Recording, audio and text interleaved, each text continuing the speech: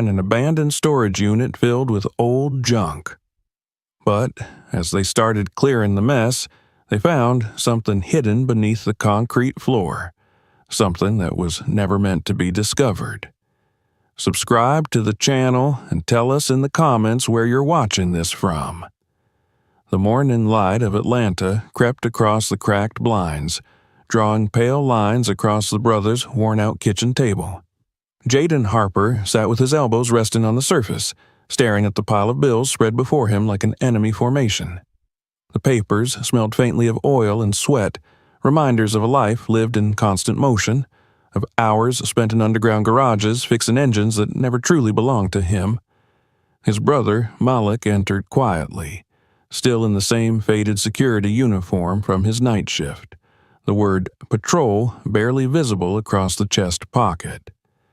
He carried 2 paper cups of gas station coffee, setting one in front of Jaden before sinking into the opposite chair with a sigh that seemed older than his 30 years. Their apartment was small, a single-story rental in a part of West Atlanta where the pavement cracked like old paint and stray dogs wandered through empty lots.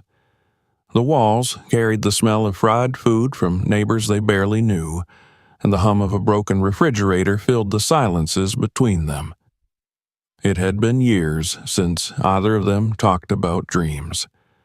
Dreams didn't pay the rent or fix the plumbing or keep the lights from flickering every time the dryer ran.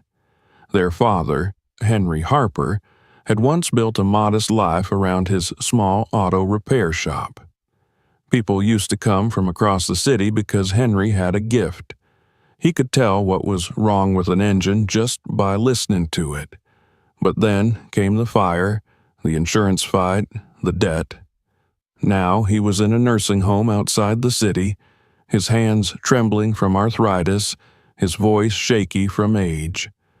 Malik and Jaden visited when they could, though guilt always followed them out the door afterward, like a ghost they could never leave behind.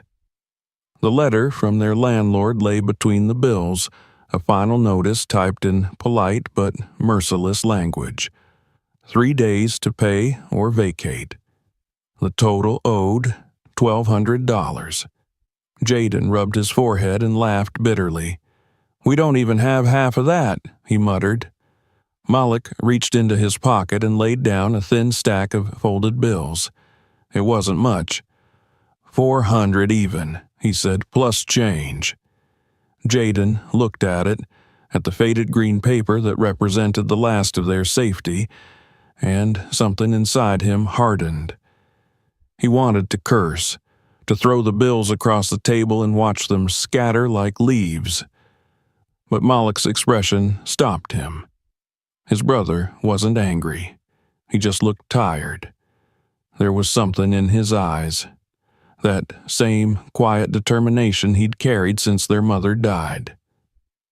Malik had been 20 when the stroke took her, and Jaden had watched him change overnight from an easygoing dreamer into the kind of man who measured every move, every word, every risk. "Listen," Malik began, his voice low. "There's something I heard about at work. One of the warehouse guys, he said people make money at these storage auctions, the places where they sell off abandoned units." Jaden frowned. "You mean the shows?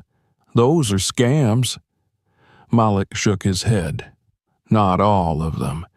He said his cousin bought one last month, found some old sports memorabilia, made $2,000 flipping it online. It's a gamble, but..." He paused, meeting Jaden's eyes.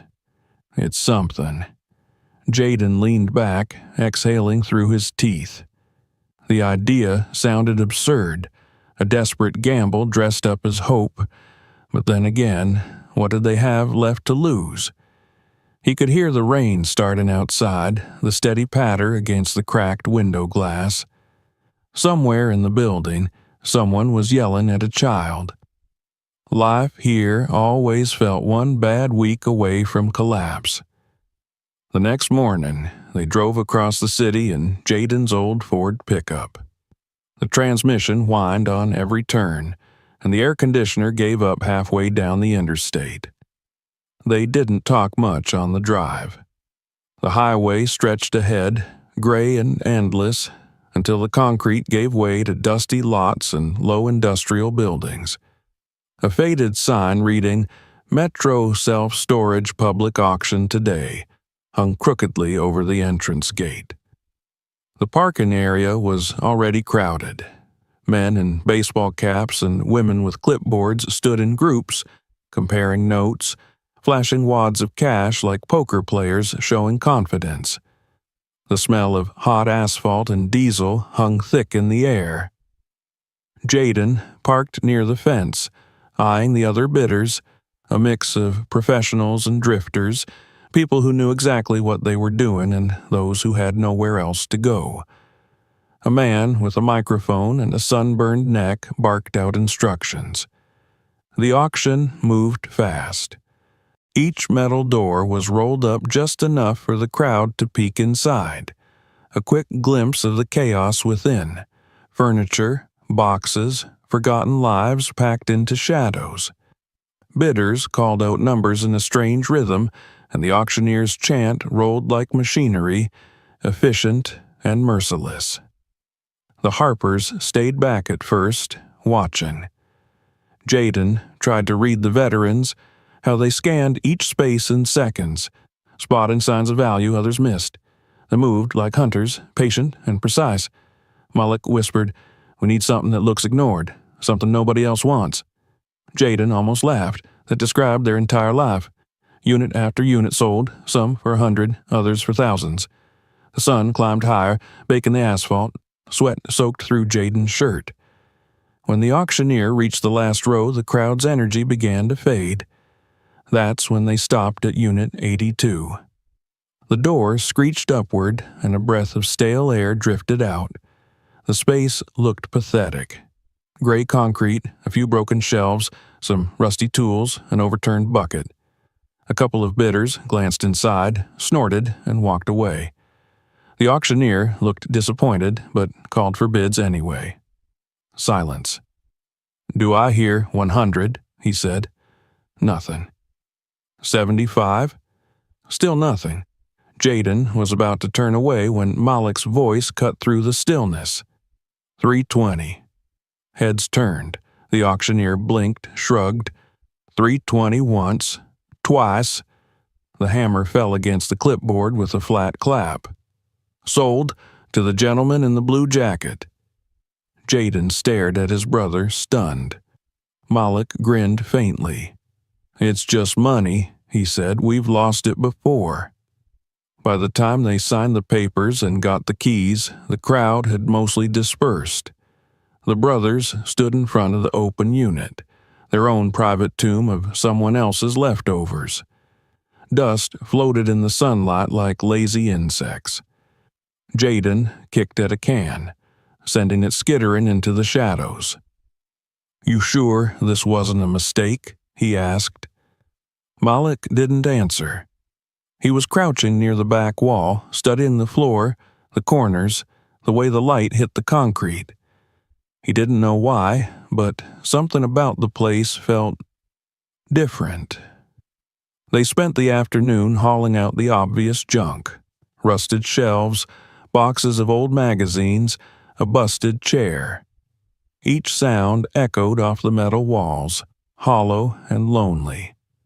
By evening, they were sweaty, exhausted, and no closer to finding anything valuable. Malek sat on the tailgate of the truck, sipping warm water from a plastic bottle. "You ever think maybe we're cursed?" he asked. Jaden smirked. "Nah, just unlucky."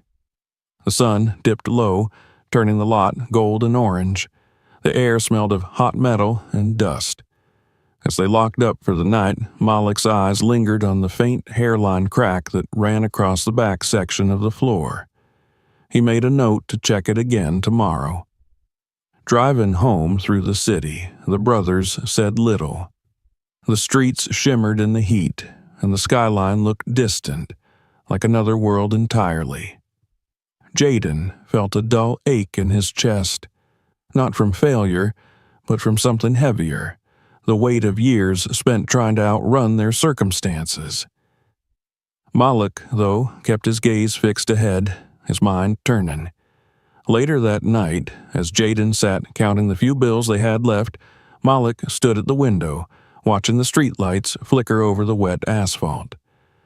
"It's not over yet," he said quietly. "That box, I don't know why, but it feels like there's something there. Something we missed." Jaden didn't respond. He was too tired to argue, too worn out to dream. But as the hum of the refrigerator filled the silence once more, even he couldn't shake the faint pull of possibility, a whisper at the back of his mind, telling him that maybe, just maybe, luck had decided to turn in their direction after all. Outside, thunder rolled somewhere beyond the skyline. The air pressed heavy against the glass, the promise of another storm on the horizon. And though neither of them knew it yet, the decision Malik had made that morning to raise his hand, to spend their last $300 on a forgotten storage unit, would drag them into a chain of discoveries and dangers neither brother could have imagined. That night, as the city cooled under the rain and the streets gleamed like sheets of black glass, the Harpers slept restlessly, haunted by the sound of metal rolling upward and the empty echo of that gray concrete room. Something waited beneath that floor, patient and buried, and by the time they uncovered it, their lives would no longer belong to them alone. The next morning broke gray and damp, the sky over Atlanta swollen with low clouds that seemed to press the air down toward the ground. Jaden woke first, his back aching from the worn-out couch, and sat up to find Malik already dressed, standing by the door with his keys in hand. The excitement in his brother's posture was unmistakable, though he tried to hide it under a calm expression. "You comin'?" he asked, and Jaden rubbed his face, groaning. "We lost enough time on that junk yesterday." Malik shook his head slowly. "We didn't look close enough." By the time they reached the storage lot, the asphalt was slick with rain. Puddles reflected the dull metal doors of the units, and the air smelled faintly of rust. Malik walked ahead, unlocking the padlock on Unit 82.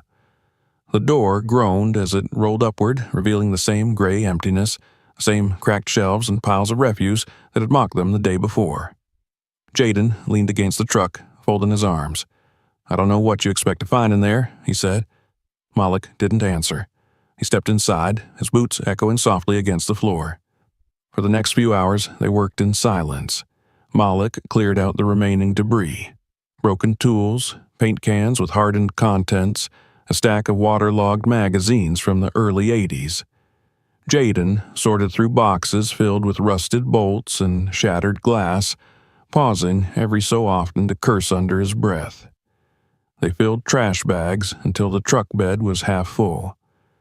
Nothing they found had even a hint of value, but the feeling wouldn't leave Malik.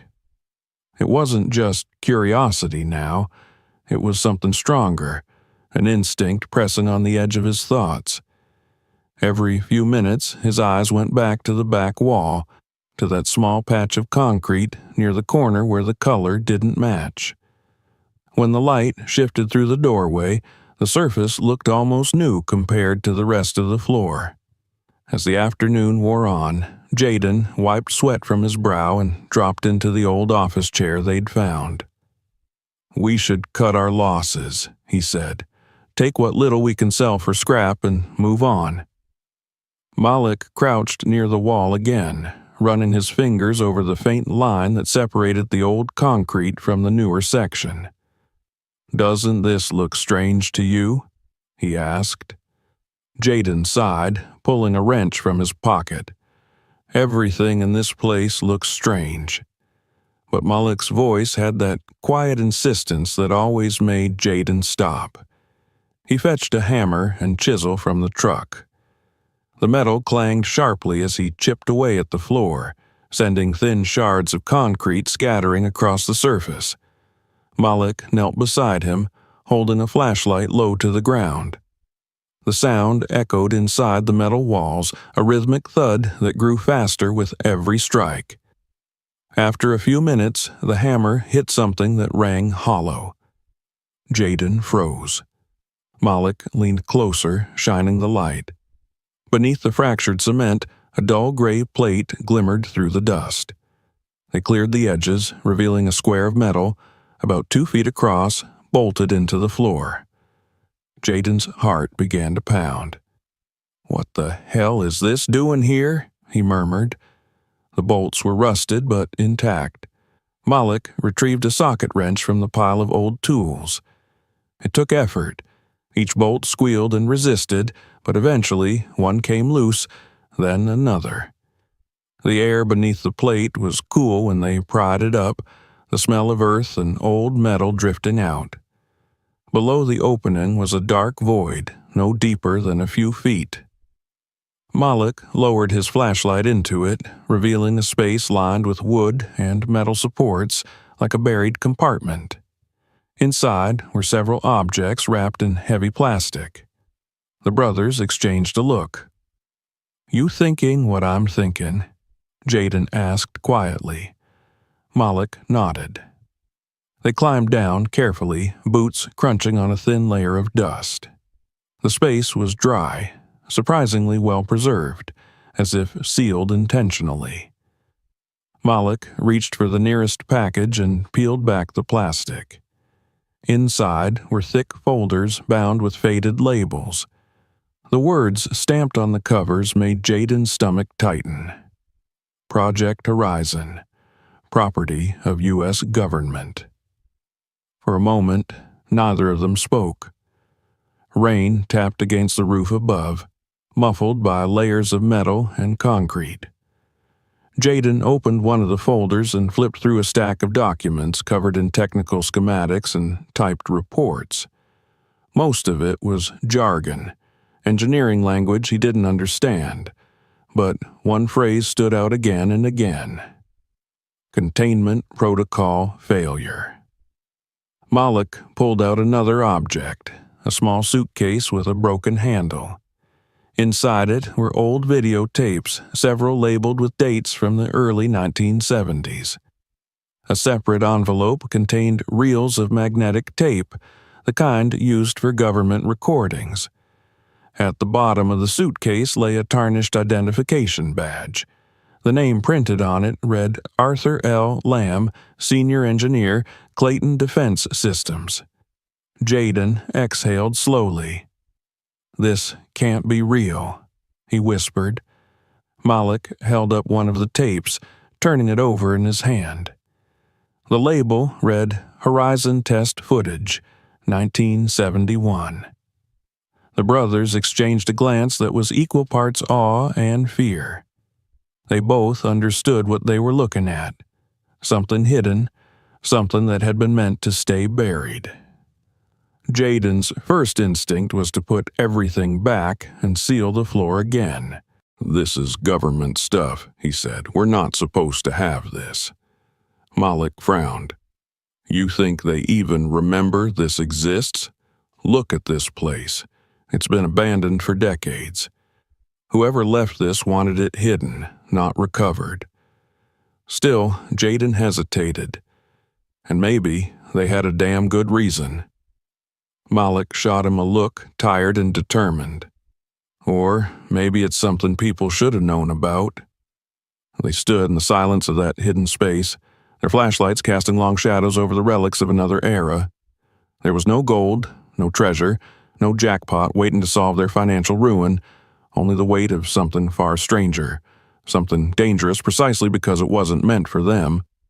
When they emerged, the rain had stopped. The sky hung low and colorless, and the air smelled of wet metal. Malik loaded the suitcase and folders into the truck, careful to wrap them in a tarp. Jaden closed the unit and locked it, glancing around the lot. The place was deserted, but he couldn't shake the feeling that someone was watching. On the drive home, the brothers didn't talk much.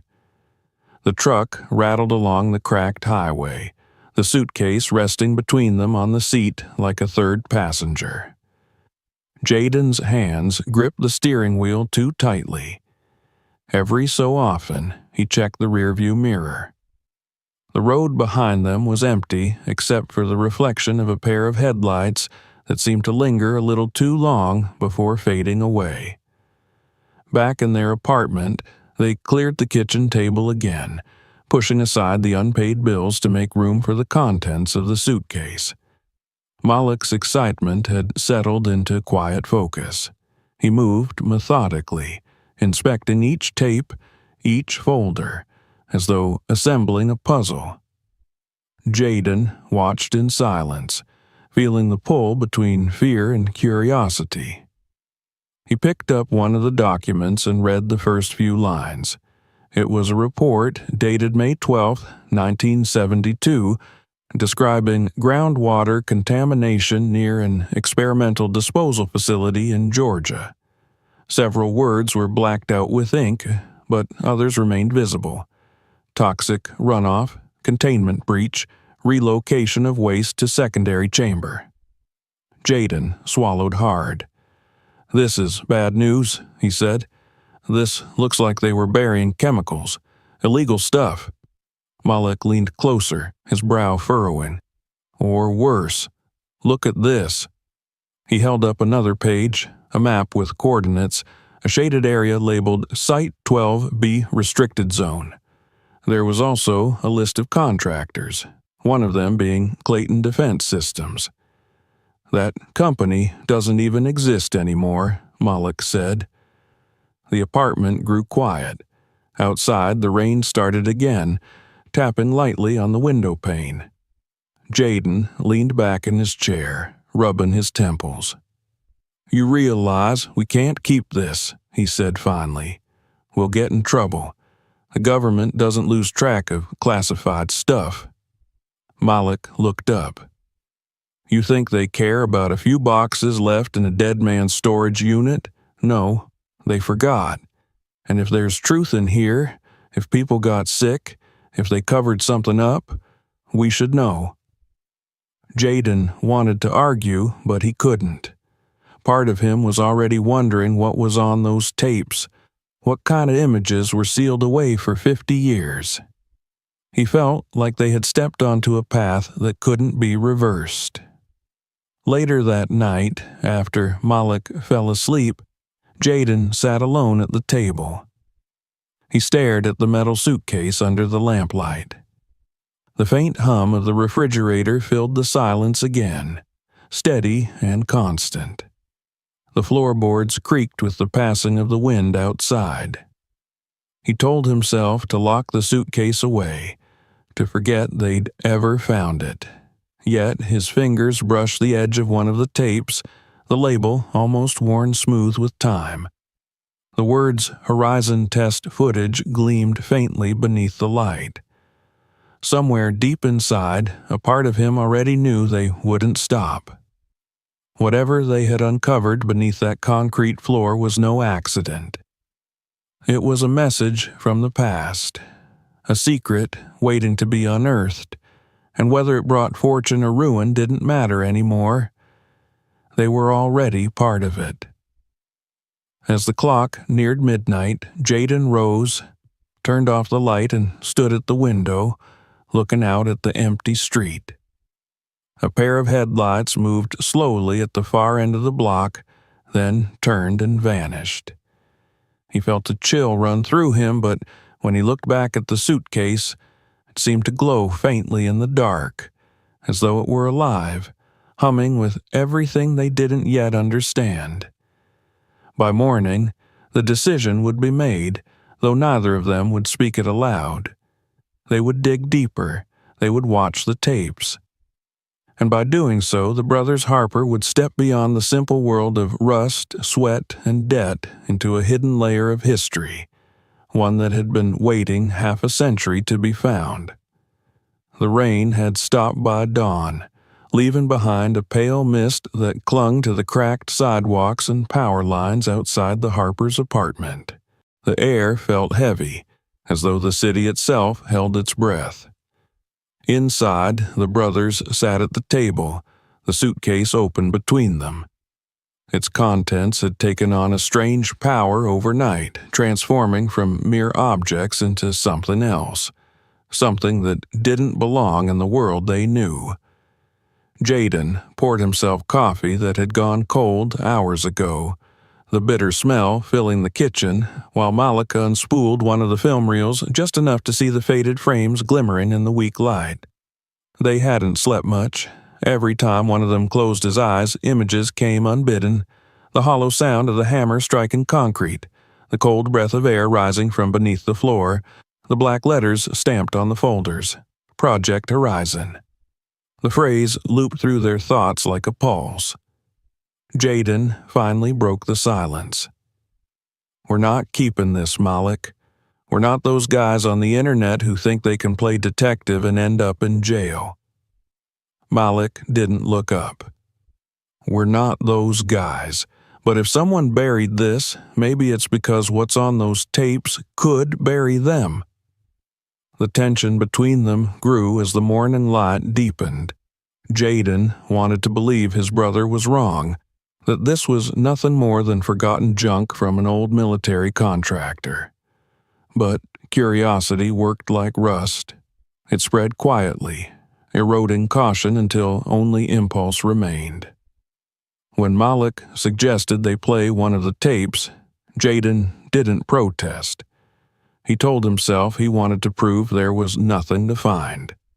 They borrowed a dusty old VHS player from their neighbor, a retired truck driver named Lonnie who hoarded electronics. He didn't ask questions when Malik mentioned it was for some old footage, just handed it over with a warning that the tracking might be bad. Back in the apartment, they connected it to their aging television, the screen flickering alive with static. Malik inserted the first tape. The label, written in smudged black ink, read Horizon Test Footage, January 1971.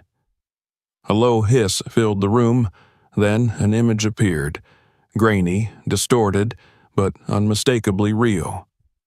The frame showed a barren stretch of desert under a washed-out sky. Men in white protective suits moved around a cluster of metallic containers, their movements hurried but methodical. In the corner of the screen, a timestamp blinked. January 19th, 71. For several minutes, the brothers watched in silence. The camera panned across vehicles bearing the logo of Clayton Defense Systems, the same name they'd seen on the documents. Then came the sound. Low mechanical hums, a voice over an intercom issuing instructions in clipped tones. The men opened one of the containers, revealing a cylindrical object sealed with multiple warning labels, radiation symbols, biohazard signs. Jaden leaned forward. "Jesus, this looks like a nuke site." Malik shook his head slowly. "No, something else." The footage jumped suddenly, lines of static streaking across the screen, then resumed inside a dimly lit structure. Rows of equipment blinked in the darkness. The camera focused on a series of canisters submerged in murky water, the surface rippling as if disturbed from below. A faint alarm sounded. Then, abruptly, the video cut off. The screen went black, leaving only the soft hiss of static and the faint echo of that alarm ringing in their ears.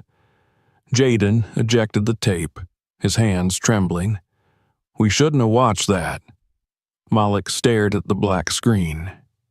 "Now we know why it was buried." They sat in silence again, both trying to process what they'd seen. It wasn't just the strangeness of the footage, it was the feeling behind it, the sense that whoever filmed it had been documenting something forbidden. Jaden rubbed his temples. "This could get us killed," he muttered. Malik nodded, though there was no fear in his eyes, only a quiet resolve. Then maybe it's already too late. Later that afternoon, Malik spread the documents across the table, sorting them by date. Some were partially burned, others water damaged, but enough remained legible to form a picture. The name Horizon appeared again and again, tied to phrases like containment breach, groundwater exposure, and civilian contamination risk. There were also letters, internal memos marked confidential, between a man named Arthur Lamb and government officials, arguing over funding and safety violations. One memo read, Site 12B must remain sealed until the secondary purge is complete. Public exposure could result in irreparable consequences. Jaden ran a hand over the page. 12B, that's the number from the map. Malik nodded. Yeah, the one near the floodplain south of the city. They exchanged a glance. Jaden didn't need to ask what his brother was thinking. Malik had always been the one to push forward, to keep digging even when common sense said stop. Don't even say it, Jaden said. We're not going out there. Malik folded the map carefully, his expression unreadable. Then what? Pretend we didn't see any of this? We could go to the papers, sure, but without proof, they'll laugh us out of the room. The only way to prove it's real is to find that site. Jaden looked away, the muscles in his jaw tightening. He wanted to shout, to call the idea insane, but something deep down whispered that Malik was right. Every instinct told him to walk away, yet curiosity, that corrosive force, had already eaten through the thin wall of reason he had left. They didn't decide that night, not in words. But the decision formed silently between them, heavy as the air that clung to the walls. The next day, Malik noticed something that froze the blood in his veins. When he stepped outside to smoke, a black SUV sat idling across the street. Its windows were tinted, its license plate blank with temporary tags. He pretended not to notice and went back inside. Jay, he said quietly, someone's watching. Jaden joined him at the window. The SUV drove off after a few minutes, turning the corner without haste. Probably just a coincidence, Jaden said, but neither of them believed it. That night, they hid the suitcase under the floorboard in their bedroom. Jaden backed up the tapes and documents onto his laptop, then onto a flash drive, encrypting the files as best he could. When he checked the computer again the next morning, the files were gone. Every folder was empty, wiped clean. He cursed, slamming the lid shut. It's not possible. I had a password. Malik's face hardened. Someone's inside already. They didn't go to work that day. Instead, they packed what remained, the physical evidence, and drove to a cheap motel on the outskirts of the city. The room smelled of bleach and cigarettes. Jaden sat on the edge of the bed, head in his hands, while Malik paced. We can't stay here long, Malik said. Whoever's watching us knows what we have. The television in the room played muted news reports. A headline scrolled across the bottom. Industrial pollution in southern Georgia under investigation. Malik stared at it for a long time. You see this? It's starting already. Someone's covering tracks. Jaden looked up. You think this is connected? I think everything's connected, Malik said. As night fell, Malik's mind raced with possibilities. He could contact a journalist, someone known for exposing government scandals. Maybe they could leak the footage anonymously. But even as he said it aloud, Jaden shook his head. If we go to the wrong person, we're dead. The fear between them became a living thing, pacing the room with them. Every noise outside made them flinch. Every car that slowed near the motel made their hearts stop. Jaden's dreams that night were filled with the images from the tape. Men in white suits, canisters shaken beneath the water, the red flash of warning lights. When he woke, Malik was sitting in the chair by the window, staring out into the dark. "You hear that?" he whispered. Jaden listened. Somewhere outside, an engine idled softly, steady and patient. By morning, the SUV was gone, but the unease remained. Malik insisted they couldn't turn back. "We need to know what happened at Site 12B, he said. "We need to see what they buried." Jaden wanted to refuse, but when he looked at his brother, saw the fire in his eyes, the stubborn courage that had carried them through every hardship, he knew resistance was pointless. They spent the rest of the day preparing. Malik copied the remaining tapes onto a portable drive, sealed the documents in waterproof bags, and mapped a route to the coordinates from the files. Jaden fueled up the truck, checking the rearview mirror every few minutes. The sense of being followed lingered like static in the air. Before they left, Malik made one final note in his phone. "If something happens to us, the truth is in Unit 82. He didn't tell Jaden. Some secrets, even between brothers, had to stay quiet for safety. That night, they left the city. The highway unspooled before them, lit by the glow of their headlights and the occasional passing truck. The world outside the windows grew emptier mile by mile. Warehouses given way to fields, billboards replaced by silence. Malik kept the map spread across his knees, tracing the faded line toward a blank space labeled only as 12B. They didn't speak again until the city lights were far behind. Jaden finally said, "If this goes bad, we walk away. Promise me." Malik nodded. "We'll walk away," he said, though both of them knew it was a lie. The road curved into darkness, swallowed by the trees. Somewhere ahead, hidden beneath decades of dirt and secrecy, lay the answer to everything they had seen on those tapes. They had crossed the line now, stepped beyond curiosity into obsession. And as the rain began again, soft and relentless, the Harpers drove on towards the shadow of something that had been waiting for them since the day Arthur Lamb decided to bury the truth under concrete.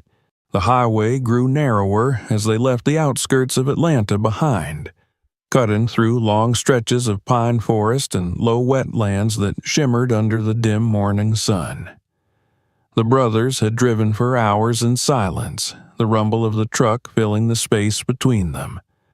Malik sat with the folded map on his lap, eyes scanning the faded lines that marked the way toward the coordinates they had found in the documents. Jaden kept his hands tight on the wheel, his gaze fixed ahead, as if afraid that if he blinked, they would disappear into the road itself. The map had led them farther south than either of them expected, into an area that seemed almost forgotten, where the road signs rusted unreadable and the air smelled faintly of swamp and gasoline. They stopped at a gas station on the edge of a small town that looked like it had been abandoned decades ago. A single pump still worked, its faded numbers clicking slowly as Jaden filled the tank.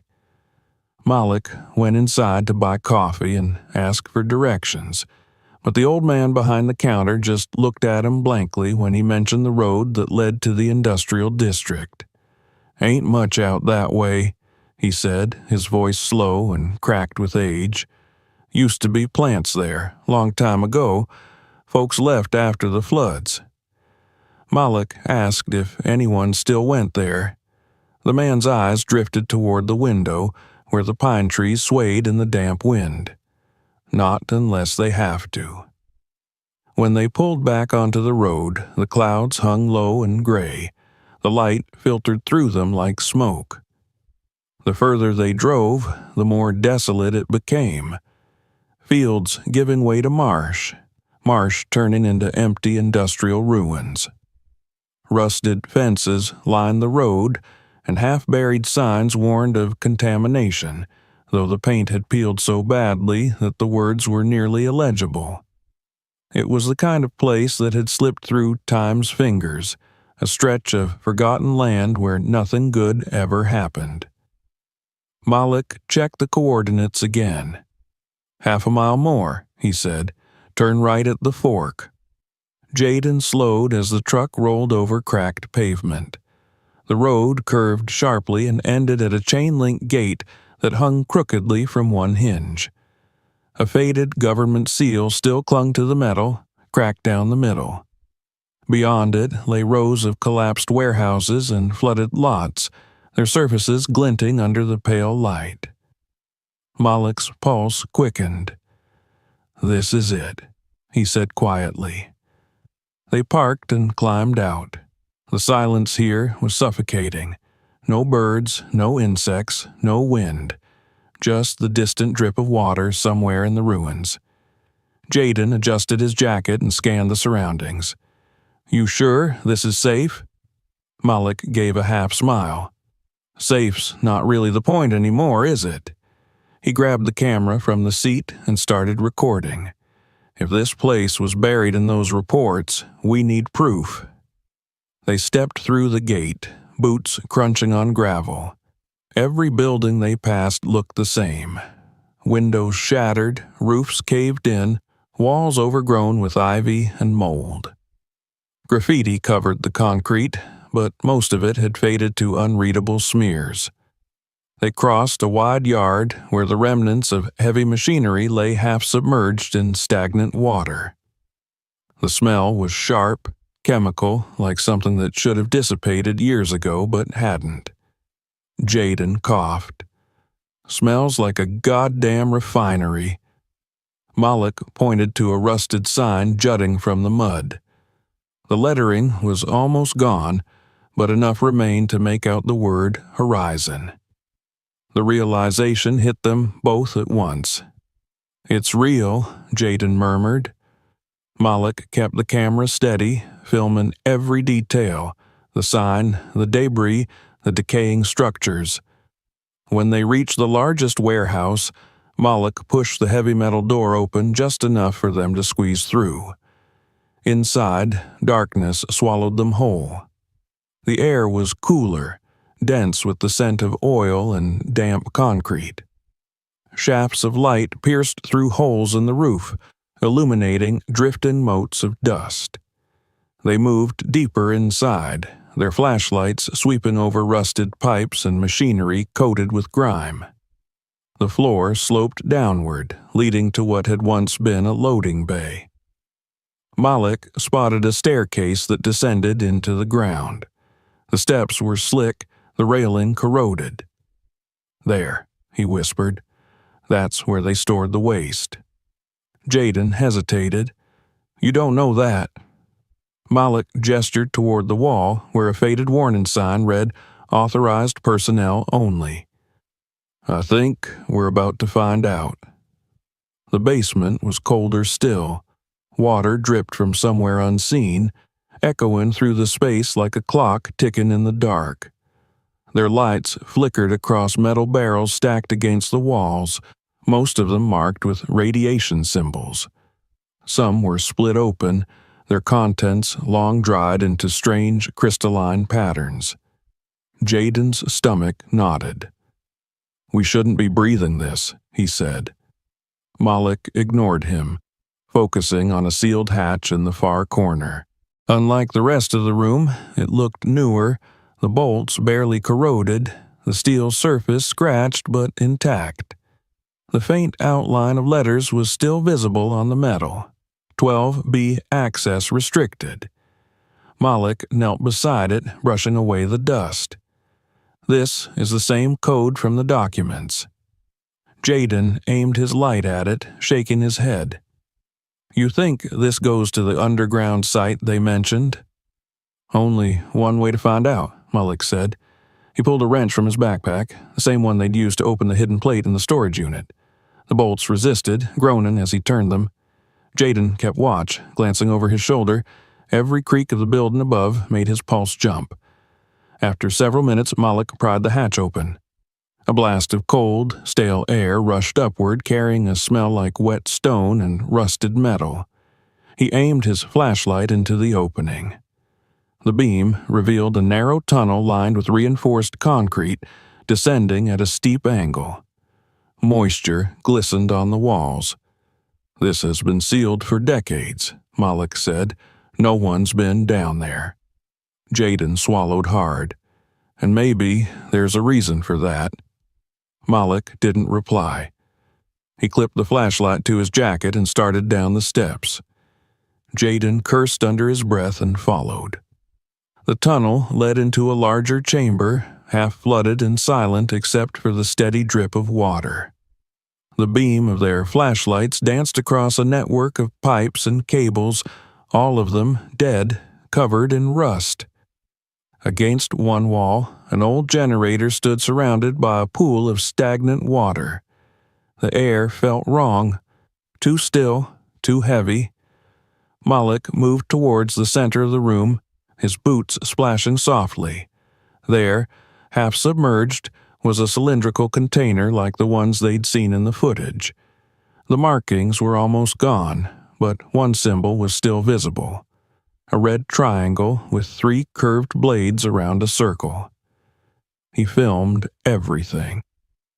The camera whirred quietly, capturing the scene, the evidence that something terrible had once been buried here.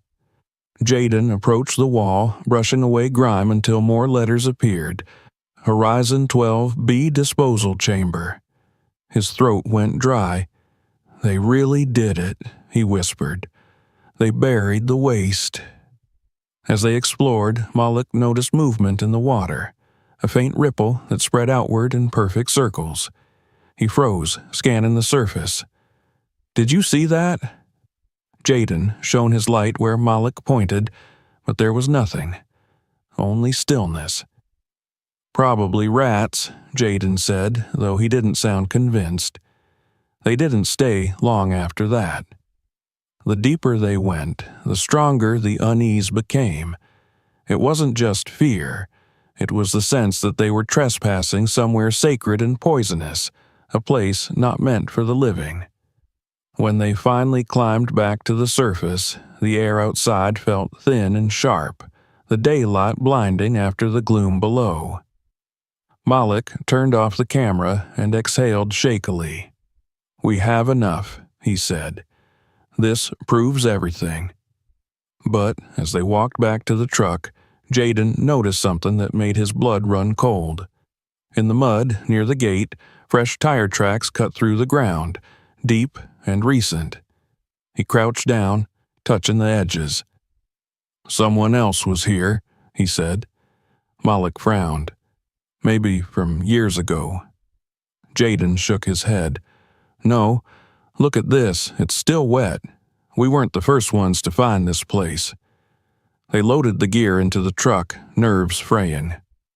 Malik kept glancing in the mirrors as they drove away, half expecting headlights to appear behind them.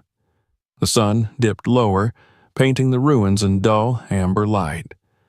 The camera rested on Malik's lap, its tiny red light blinking. They had proof now. Images, recordings, documents, enough to expose something huge. But both brothers knew the truth carried a price. That night, back at the motel, Malik transferred the footage to his laptop. The video flickered, distorted by static, but the details were clear enough: the barrels, the markings, the submerged chamber. Jaden sat beside him, rubbing his temples. "We need to get this to someone who can handle it," he said. Malik nodded. "Tomorrow, we'll find a journalist or a lawyer, someone who won't just sell it." He paused, glancing toward the window. The parking lot outside was dark, but a shape moved briefly between the cars. A shadow, gone as quickly as it appeared. "Jay," he said quietly, "I think we're being watched." Jaden stood, peering through the curtain. Nothing. Just rain starting again, the sound soft against the glass. "We'll leave early," he said, "before dawn." But Malik's expression didn't ease. He closed the laptop, locking the footage behind a password. "Whatever happens, we keep moving," he said. When the lights went out, Jaden lay awake, listening. The hum of the highway in the distance, the whisper of the rain, the steady rhythm of Malik's breathing beside him. Then, somewhere outside, a car engine turned over and idled. The sound lingered, low and patient, before fading into silence. Neither of them spoke of it in the morning. They packed quickly and left before sunrise, the motel fading in the mirrors. The road ahead stretched empty, the air thick with fog. Jaden drove while Malik reviewed the footage again on the small screen, frame by frame, making sure it was all still there. "We're going to need more than this," Malik said after a while. "People won't believe just some videos." Jaden nodded, his voice barely above a whisper. "Then we find someone who will." But as the fog lifted and the pale light spread across the fields, both brothers felt it in their bones, the knowledge that once they had opened the ground and looked beneath that concrete, there was no turning back. They had found the truth. And now the truth was following them. By the time they reached the city again, the sky had taken on that strange copper hue that always appeared before rain. The air felt close, like a hand pressing down on everything, and the sound of the tires over wet asphalt filled the silence between them. Malik drove now, his jaw tight, his eyes flicking between the road ahead and the rearview mirror. Jaden sat with the camera in his lap, reviewing the footage one more time, though he'd already watched it half a dozen times since they left the site. Each time, the same unease crept into his chest. There was something wrong with the video, something he couldn't quite name. At certain points, the image seemed to distort in impossible ways, as though the air itself was bending around the shapes caught on film. He didn't mention it to Malik. His brother's mood was dark enough already. Since the discovery at the underground chamber, Malik had spoken little. His focus sharpened into something Jaden barely recognized. He had always been driven, always the one to take risks, but this was different. He looked like a man who had glimpsed something he couldn't forget, and was now being pulled toward it by a force stronger than reason. They didn't go home. Malik said it wasn't safe. They stopped instead at a small diner on the outskirts of town, a place that smelled of coffee and fried onions, where the waitress didn't look twice at two men who hadn't slept in days. Jaden ordered eggs he didn't touch. Malik unfolded the map again on the table, tracing the lines with his finger. "There's more," he said quietly. The files mentioned a supervisor, someone who oversaw Horizon before it was shut down. A man named Arthur Lamb. His name was on the badge we found. Jaden looked up exhausted. "You think he's still alive?" Malik shrugged. "If he isn't, someone knows what happened to him, and if he is, he's the one who buried that chamber." The waitress brought their coffee and disappeared again. Malik opened his laptop, connecting to the diner's weak Wi-Fi. He searched for the name, Arthur L. Lamb, Clayton Defense Systems. There were results, but most were decades old. Old newspaper clippings, an obituary for a man of the same name who had lived in Augusta until the late 90s, and a few references to environmental hearings that had been sealed from public record. But one result stood out, a reference in a university archive database. A retired engineer, Arthur Leonard Lamb, had given a series of private lectures in 2005 about industrial ethics and containment policy. No recordings were available, but there was an address for correspondence. Jaden leaned closer. "You think it's really him?" Malik smiled grimly. Only one way to find out. By noon, they were back on the highway. The rain came down in thin, slanting lines, streaking across the windshield like scratches.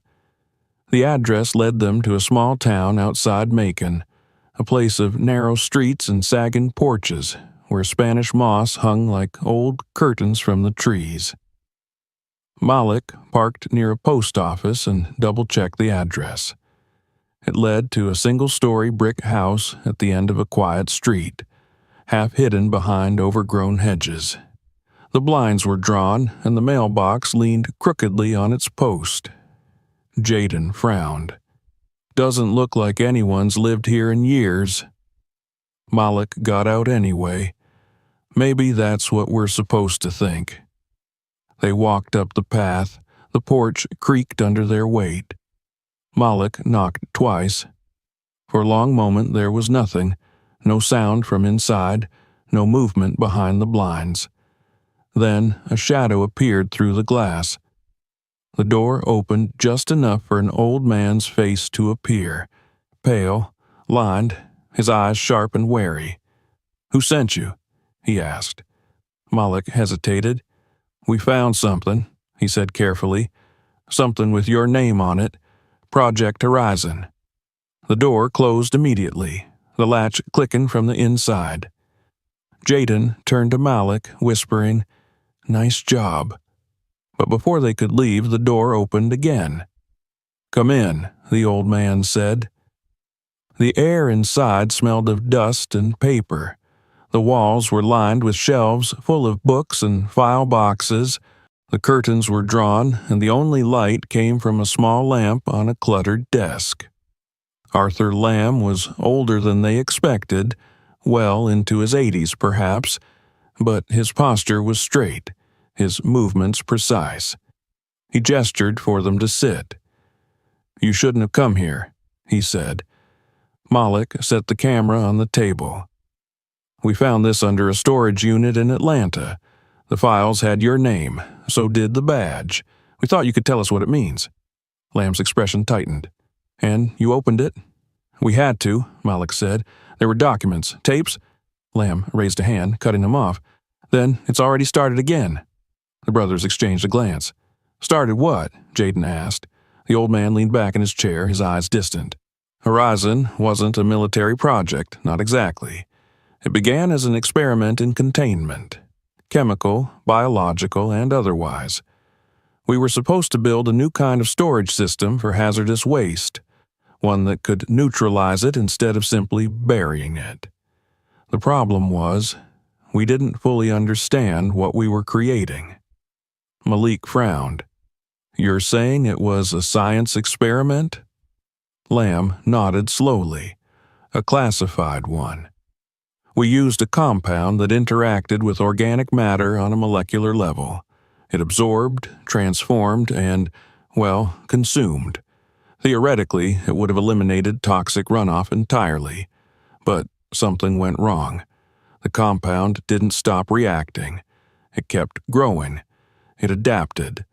Jaden felt his stomach twist. "Are you saying that stuff is still alive down there?"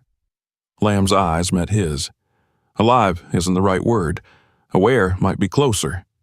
The room felt suddenly smaller. Malik leaned forward. "Why bury it? Why not destroy it?" "We tried," Lamb said softly. "Every method we had. Heat, acid, isolation. Nothing worked. The more we tried to contain it, the stronger it became. The only solution was to seal the site permanently. So we buried it, and we buried the truth along with it." He paused, his hands trembling slightly. "That chamber you opened was one of several. Horizon 12B wasn't the only site." Malik's pulse quickened. "How many?" Lamb didn't answer at first. Then, in a low voice, he said, 5. Jaden stared at him. "And they're all still out there?" Lamb nodded. "Buried and forgotten, until you two decided to start digging." For a long moment, none of them spoke. The rain against the window was the only sound. Finally, Malik asked, "Who else knows?" Lamb looked toward the window, as though expecting to see someone there. The government dismantled Clayton Defense Systems after the accidents. The files were sealed, personnel relocated. But there were others, contractors, private investors, people with more money than conscience. When the official program shut down, they took what was left underground, literally and figuratively. They called it recovery research, but it was just another word for weaponization. Jaden felt cold all over. "You're saying they turned it into a weapon?" Lamb gave a hollow laugh. "They tried, and they failed. The last group that went back to the site vanished without a trace. That was in '85. After that, I left. I thought it was over." Malik leaned forward. "But it's not. We were followed. People have been watching us since we found those tapes." Lamb nodded grimly. "Then they know what you have, and they won't let you keep it." Jaden exhaled, his pulse hammering in his ears. "Then what do we do?" Lamb stood slowly, crossing the room to a metal filing cabinet. He unlocked it with a small key from around his neck and withdrew a thick envelope. "If you want to survive," he said, "you need to take this and disappear." Malik hesitated.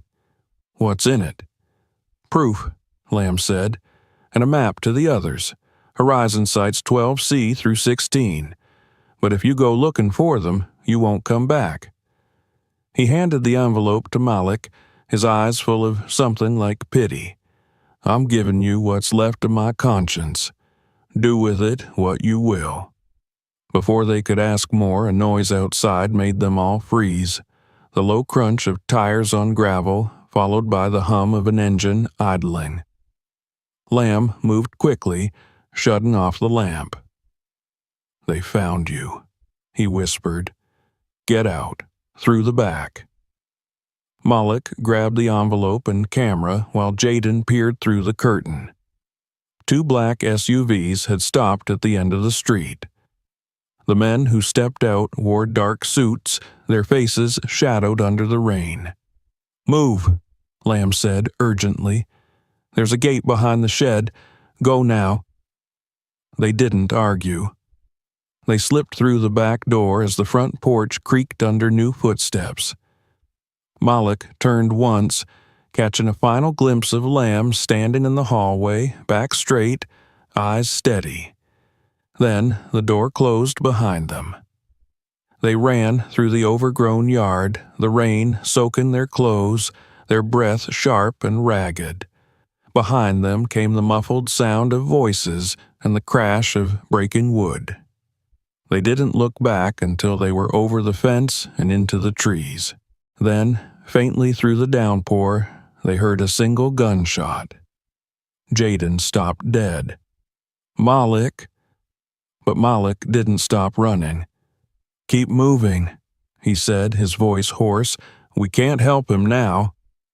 They made it back to the truck and drove, lights off, until the town disappeared behind them. Neither spoke for a long time. The rain washed over the windshield in waves, blurring everything into streaks of gray. When Jaden finally looked over, Malik still held the envelope tight in his hands, the paper darkened by moisture. "He died for this," Jaden said quietly. Malik nodded, eyes fixed on the road. "Then we better make it worth something." Hours later, they stopped under an overpass on the outskirts of the city. The engine ticked softly as it cooled. Malik opened the envelope and spread its contents across the dashboard. There were photographs, aerial shots of industrial sites, geological surveys, letters marked top secret, and one map that showed 5 red X's scattered across the southern states. Each was labeled with a number and a single word: active.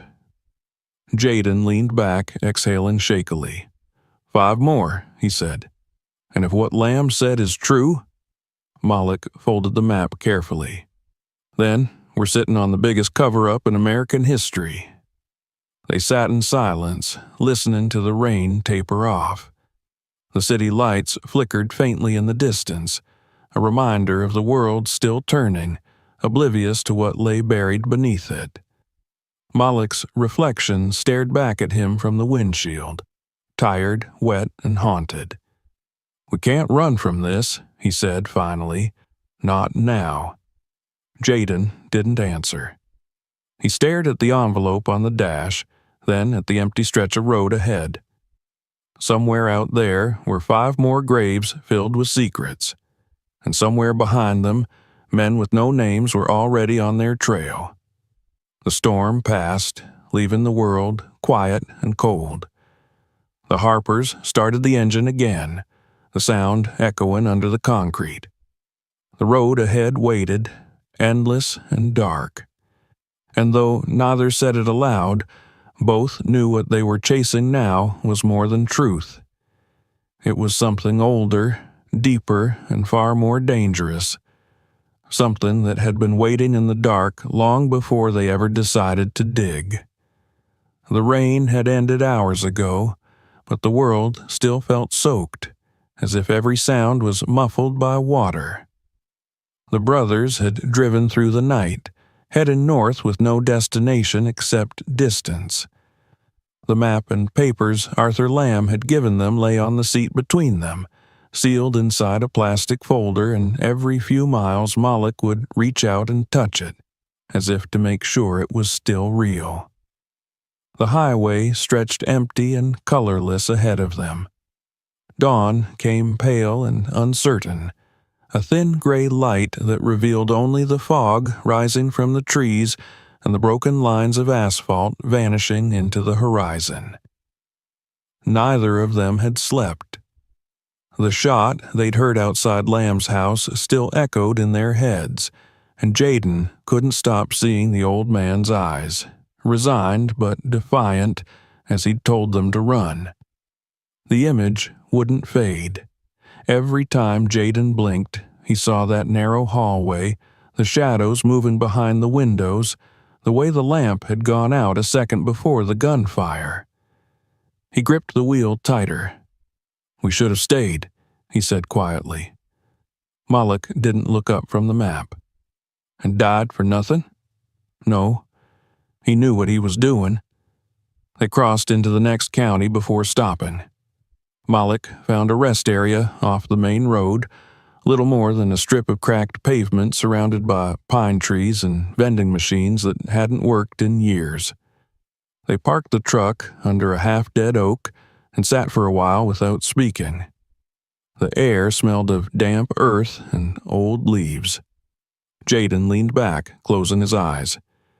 "You think they'll find his body?" Moloch shrugged. "Maybe. But they won't find the files, not all of them." Jaden opened his eyes again. "What if they're tracking us?" "They are," Moloch said simply, "but we're not easy to catch." He reached into the glove compartment and pulled out the burner phone they'd been using since the motel. It was dead. No signal, no battery life. He dropped it out the window. "We stay off the grid. Cash only, no calls, no cards. We lay low until we know who's coming."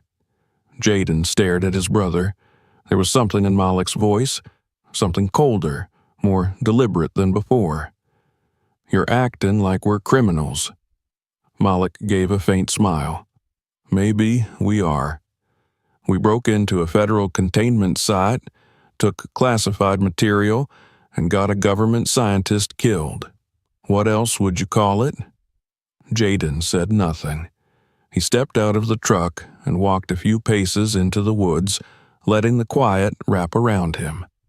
The trees dripped with leftover rain, and mist curled low over the ground. For a moment, he wished he could disappear into it, leave behind the maps and secrets and ghosts. But then he thought of Lamb, and of the 5 red X's marked active on the map. He couldn't walk away from that. Not now. When he returned to the truck, Moloch had unfolded the map again. The edges were worn, the paper soft from handling. "Look at this," he said. "Site 13C. It's not far from here, maybe an hour east. If the others are anything like 12B, there'll be traces. Waste, equipment, something we can document." Jaden shook his head. "You want to go back into another one of those places? Did you forget what Lamb said? That stuff's alive. "That's why we need proof," Malik replied. "We show people what's really down there. Once it's public, they can't bury it again." Jaden wanted to argue, but he saw the look in Malik's eyes, the same mix of fear and conviction he'd seen the day they opened the floor in the storage unit. Once Malik decided something, he didn't turn back. Jaden sighed, rubbing his face. "Fine. But we do it right this time. No surprises." They drove east on back roads, avoiding towns and highways. The land flattened out into open country, the sky widening above them until it felt like they were driving across an endless gray sea. Occasionally, they'd pass a farmhouse or a truck stop, but for the most part, it was just the two of them and the hum of the tires against the road. By late afternoon, they reached a stretch of dirt road that wasn't on the map. Malik slowed the truck and peered through the windshield. "Here," he said. "According to the coordinates, the next site should be less than a mile ahead." The road ended at a chain-link fence topped with rusted barbed wire. A faded sign hung crookedly from the gate. "Property of Clayton Environmental. No trespassing." Beyond it, the land dipped into a valley overgrown with grass and scrub. A few metal structures poked up from the distance, the remains of what might once have been a refinery. The air carried the faint smell of ozone and decay. They cut the engine and sat listening. No wind, no birds, only the low hum of insects. Jaden felt a shiver crawl up his neck. "It's too quiet," he said. Malik ignored him, pulling a pair of bolt cutters from the back. The chain snapped easily, the gate swinging open with a shriek. They hiked down the slope toward the ruins. The ground was uneven, soft in places where the soil had turned to mud. Rusted pipes jutted from the earth, half buried in the weeds. Malik filmed everything, his voice steady as he narrated, dates, coordinates, visible conditions. "You think anyone's been here since it shut down?" Jaden asked. Malik shook his head. "No one who wanted to be found." They reached the base of the valley and stopped near a concrete platform that had cracked down the middle. Stenciled letters, barely visible under the grime, read 13C Disposal Access. Malik crouched and ran his fingers along the crack. "Same construction as the last one," he murmured. "They built them all the same way." He found a metal hatch buried beneath layers of debris and cleared it with his hands. Unlike the one in 12B, this one wasn't sealed. The bolts were missing, the edges pried open, as if someone had been there before them. Jaden's stomach twisted.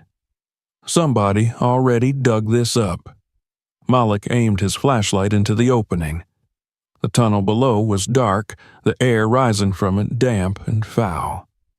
"Looks like it collapsed," he said, "half flooded."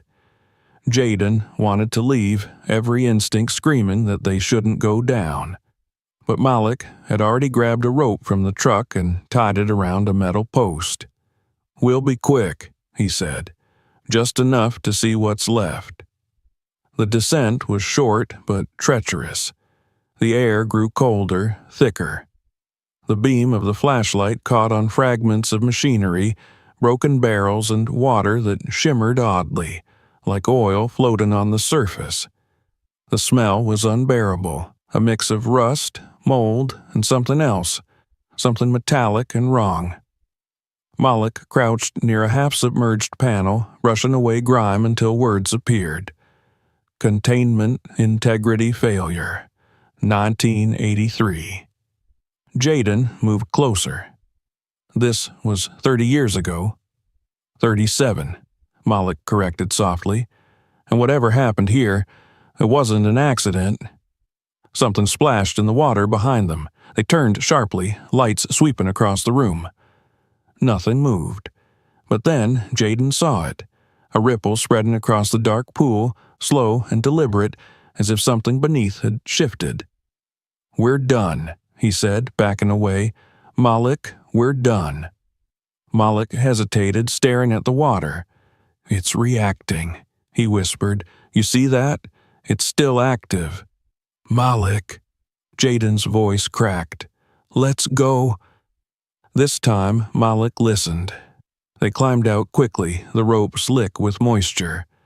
As they reached the surface, Jaden turned and saw the water below quiver again, light reflecting in strange patterns like breath beneath glass. They didn't speak until they were back in the truck, doors locked, engine running.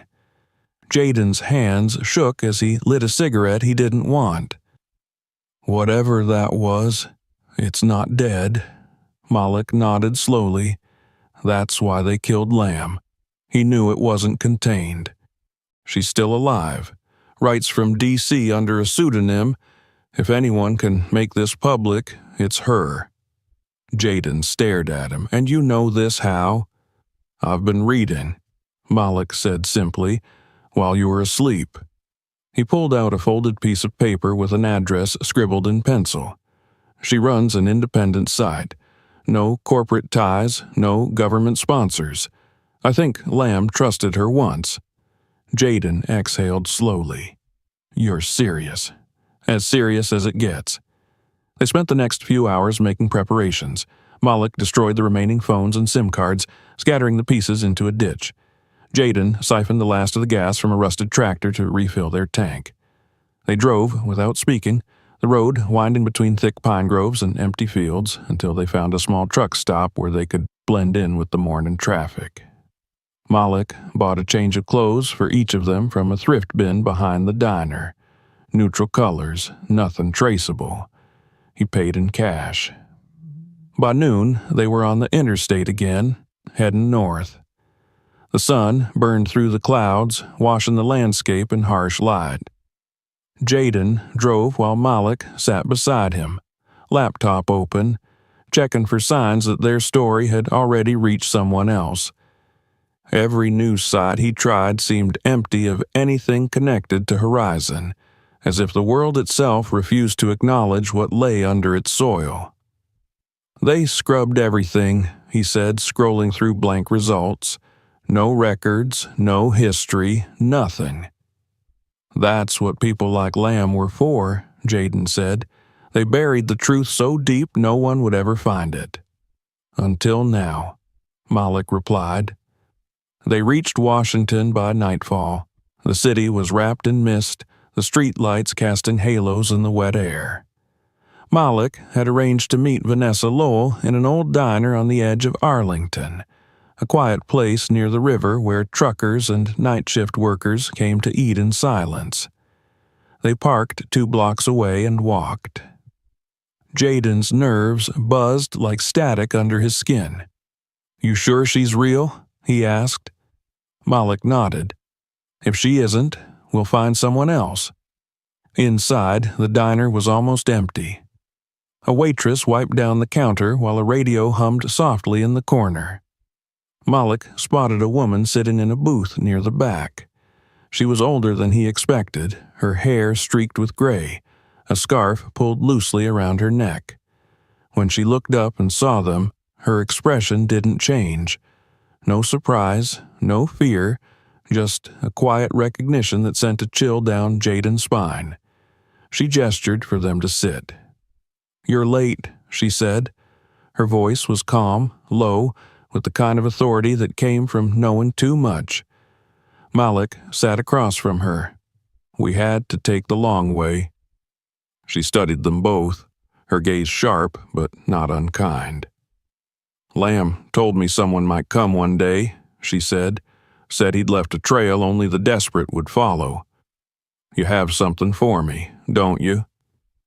Malik opened the backpack and set the files on the table. "He said you could help." Lowell hesitated before reaching out. Her fingers trembled slightly as she opened the envelope and pulled out the first page. When she saw the words, "Project Horizon, Site 12B," her breath caught. "He kept it," she whispered. "After all these years."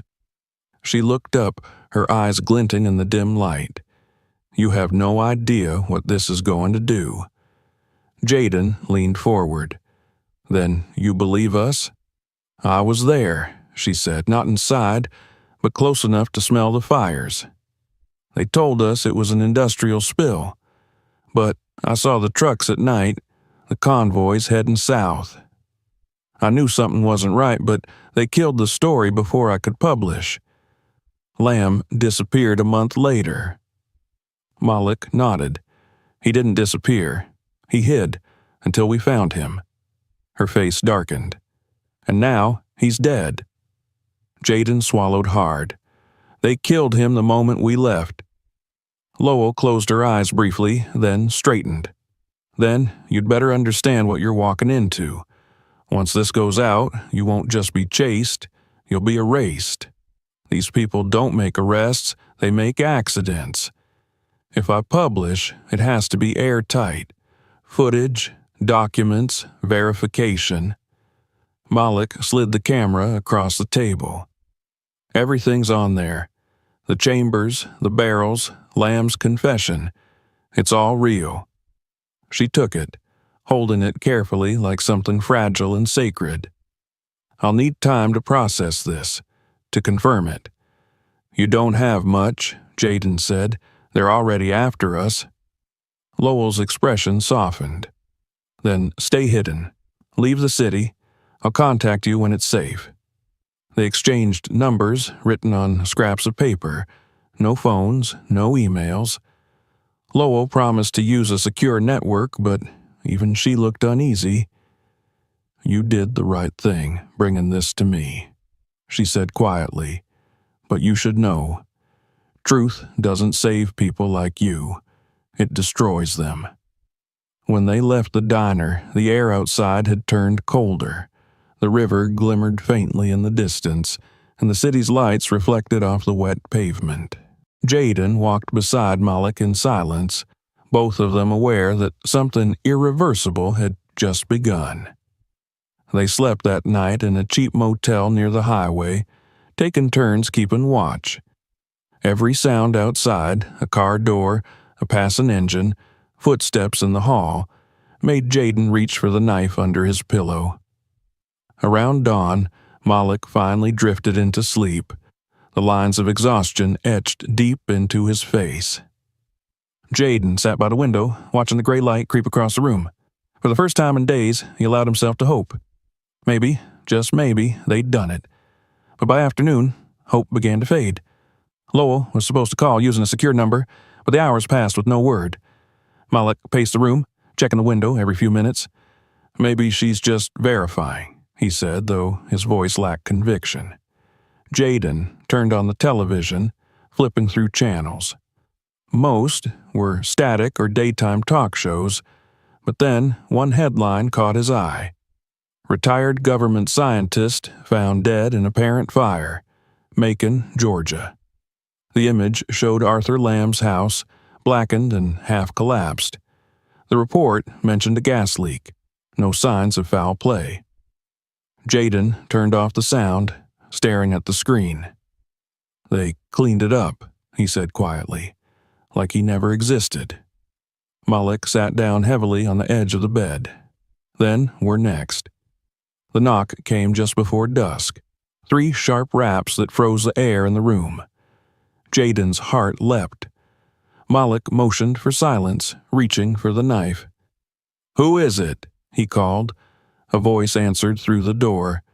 "Vanessa Lowell." Jaden's stomach twisted. Malik opened the door just enough to see her face. She looked different, nervous, pale, her hair damp from rain. She stepped inside quickly, closing the door behind her. "They know," she said breathlessly. "I barely made it out. My apartment was ransacked. They were waiting for me." Jaden stood. "The files, did you upload them?" She nodded. "Half.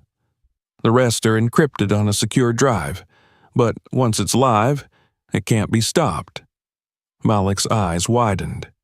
"Then it's done?" "Almost," she said, "but we need one more piece, the footage from 13C, the site you found after Lamb died. Without that, they'll call it fabrication." Jaden glanced at Malik. "It's still on the camera." "Then we get it online now," she said. They spent the next hour working in silence. Malik connected the drive to her laptop, the faint glow of the screen painting their faces blue. The upload bar crawled slowly forward. Outside, thunder rolled in the distance, the air growing heavier by the minute. Jaden stood at the window, watching headlights flicker along the highway. "How long?" he asked. 10 minutes, Malik said, "maybe less." But before the upload could finish, the lights went out. The room plunged into darkness. Jaden's pulse spiked. "Malik?" Lowell grabbed the laptop. "Keep it running. Use the battery." The screen flickered back to life, but the signal indicator flashed red. Connection lost. Malik cursed under his breath. They cut the power. Outside, an engine idled. Then came the sound of footsteps. Jaden looked at Malik. "We need to move." Lowell clutched the drive. "If they get this, it's over." Malik opened the back window. "Go," he said. "Now." They climbed out into the rain-slick alley as headlights swept across the room behind them. Jaden heard the door crash open, voices shouting. He turned once to see a man in black aiming a flashlight into the room, the beam slicing through the dark.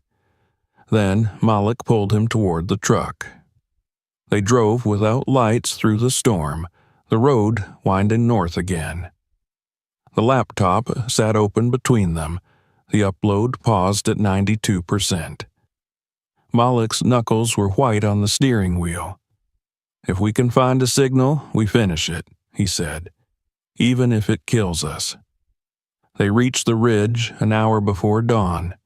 The rain had stopped, and the sky was a deep, bruised purple. Malik parked on the shoulder, climbing out with the laptop and the portable modem. He set it on the hood, fingers trembling as he reconnected the drive. The signal returned, weak but steady. 92 became 93, then 94. Jaden stood beside him, scanning the empty road. "They'll find us." "I know," Malik said, "but at least they'll know too." The sun was just breaking over the horizon when the upload hit 100%. The progress bar disappeared. A small window popped up. Transmission complete. Malik exhaled shakily, closing the lid. "It's out there now." Jaden looked toward the east where the first light touched the clouds. "You think anyone will believe it?" Malik smiled faintly. "They don't have to. They just have to see it." In the distance, sirens wailed, faint, growing louder. Malik turned the key and the engine roared to life. They drove into the rising sun, the wind carrying the smell of rain and metal and something electric, something that felt like change. Behind them, in newsrooms and servers across the world, the files of Project Horizon began to appear. Videos of the chambers, the waste, the confessions of a dying man who had spent half a century hiding the truth. Screens lit up, headlines formed, and for the first time, the buried voices of the dead began to speak. As the Harper's truck disappeared down the long curve of the highway, Jaden glanced back once more at the world waking behind them, unsure whether they had saved it or doomed it. Malik kept his eyes forward, his hands steady on the wheel. "We did what we had to," he said. And somewhere, far beneath the ground, in the ruins of Site 12B, the earth trembled, just once, faintly, like something alive shifting in its sleep. If this story kept you on the edge till the end, hit that subscribe button and turn on the bell so you never miss what happens next. Check out the other shocking stories on this channel and share this